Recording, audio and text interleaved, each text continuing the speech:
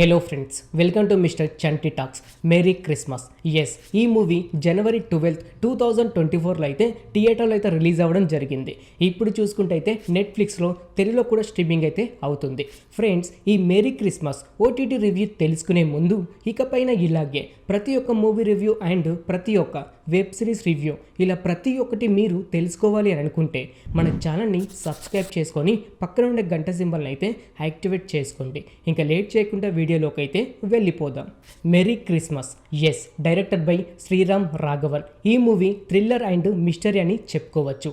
Hero అయిన విజయ్ సేతుపతి గారు 6 సంవత్సరాల వరకు జైల్లో ఉండి బయటికి వచ్చిన తరువాత పెళ్ళైన కత్రినా కైఫ్ గారితో పరిచయం ఎందుకు ఏర్పడింది, వీరి పరిచయం ఎంతవరకు దారి తీసింది, 6 సంవత్సరాల వరకు విజయ్ సేతుపతి గారు జైలుకి ఎందుకు వెళ్లాల్సి వచ్చింది, వీరి పరిచయం తర్వాత వీరిద్దరు ఒక మర్డర్ కేసులో అయితే ఇరుక్కుంటారు. ఆ మర్డర్ వీరిద్దరి నుంచి ఎవరు చేశారు, పోలీసులకు ఎలా దొరికారు, చివరికి ఏమైంది, ఇలా ప్రతి ఒక్కటి మీరు తెలుసుకోవాలంటే మాత్రం ఈ మేరీ క్రిస్మస్ మూవీ అయితే మీరు చూడాల్సిందే.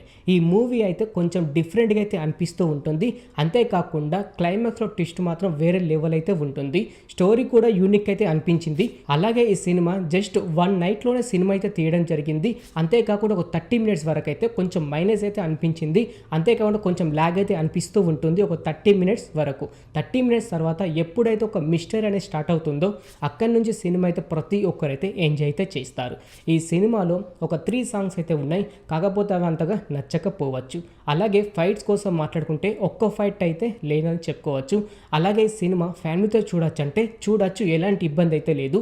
కాకపోతే ఒక కిస్ సీన్ అయితే ఉంటుంది, అది స్కిప్ చేస్తే అయితే ఫ్యామిలీతో అయితే చూసేయచ్చు. కామెడీ సీన్స్ కూడా ఏమైతే లేదు. కామెడీ కూడా మీరైతే ఎక్స్పెక్ట్ అయితే చేయొద్దు.